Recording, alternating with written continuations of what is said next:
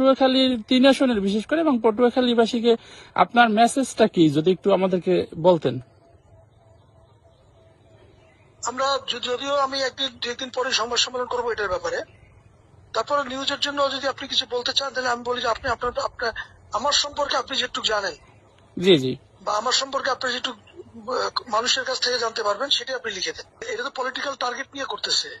জি জি, political target নিয়ে করতেছে। সে নিজে প্রকাশ্যে বিভিন্ন ধরনের উস্কানি দিচ্ছে সোশ্যাল মিডিয়ায়, জি, আর আমরা সোশ্যাল মিডিয়ায় সবাইকে শান্ত করার জন্য লিখতেছি। জি, নিজে উস্কানিমূলক বক্তব্য দিচ্ছে, ডিসি সাহেব সম্পর্কে আজে বাজে বক্তব্য দিচ্ছে। জি, আমার মিসেস সে একজন জেলা প্রশাসক বগুড়ায়। জি, আপনারা তো পটুয়াখালীতে কাজ করেন, শুনেছেন কোনোদিন যে পটুয়াখালীর কোন স্তরে কোন প্রশাসনে কোথাও কোনোদিন ফোন করেছে যে কারোর জন্য একটা রিকোয়েস্ট করেছে? আপনারা শুনেছেন?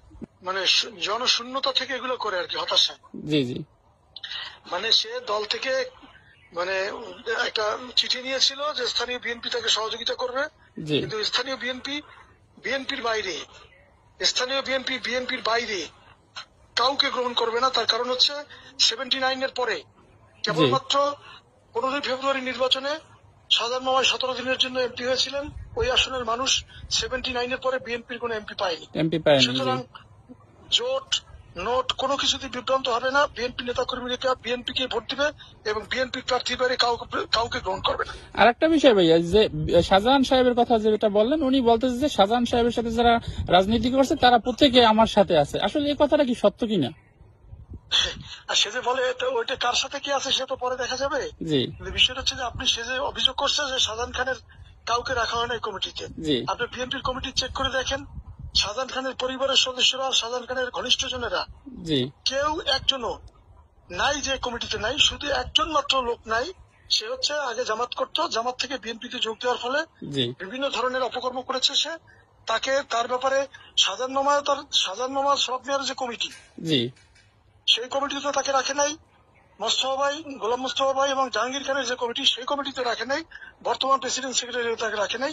সে জামাত শিবির থেকে যোগ দিয়েছিল বিএনপিতে, কিন্তু বিএনপি নেতা কর্মীরা কখনোই তাকে গ্রহণ করে নাই। তার নাম হলো আব্দুস সোবাহান। সে জয়েন্ট সেক্রেটারি কখনো পরিচয় দেয়, জয়েন্ট সেক্রেটারি কখনো পরিচয় দেয় জয়েন্ট কনভেনার। আসলে সে বিএনপির কিছুই না, কখনোই বিএনপিতে তার পদ ছিল না। জি, আর একটা বিষয় ভাইয়া, সেটা হচ্ছে আপনি আপনাদের নেতাকর্মীদের উদ্দেশ্যে এখন মেসেজ কি? আসলে এই যেভাবে উত্তপ্ত ছড়াইতেছে এই বিষয়ে আপনার মেসেজ? নেতাকর্মীদের প্রতি আমাদের মেসেজ হচ্ছে একটাই, সেটা হচ্ছে যে দেশ একটি নির্বাচনের দিকে যাচ্ছে এবং নির্বাচনের পরিবেশ তৈরি করার জন্য আমাদের রাজনীতিবিদদের সবচেয়ে বড় দায়িত্ব। সুতরাং প্রত্যেকটি নেতাকর্মীকে বলবো যে দেশনায়ক তারেক রহমানের নির্দেশনা অনুযায়ী নির্বাচনের পরিবেশ তৈরি করার জন্য আমরা সর্বোচ্চ সহনশীলতা এবং ধৈর্যের পরিচয় দিয়ে গঠনমূলক রাজনীতির ভিতরে থাকতে চাই, জনগণের সাথে সম্পৃক্ত থাকতে চাই, কোনো ওই যে টাউট ব্যাপারের পাল্লায় পড়তে চাই না, আর তার ধোকায় পড়তে চাই না।